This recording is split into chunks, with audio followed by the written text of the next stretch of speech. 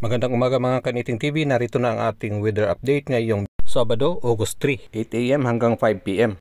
Base po dito sa ating weather satellite animation, maliwalas po halos ang buong bansa.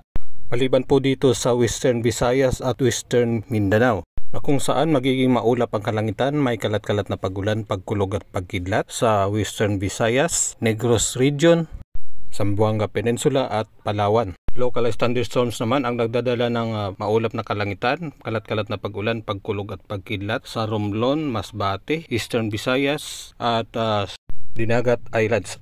Metro Manila at nalalabing bahagi ng bansa ay partly cloudy to cloudy skies with isolated rain showers or thunderstorms.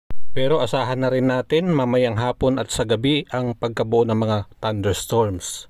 Next week lalakas na po ang habagat dahil papalakasin na po ito ng isang LPA na manggagaling po sa Southern Japan.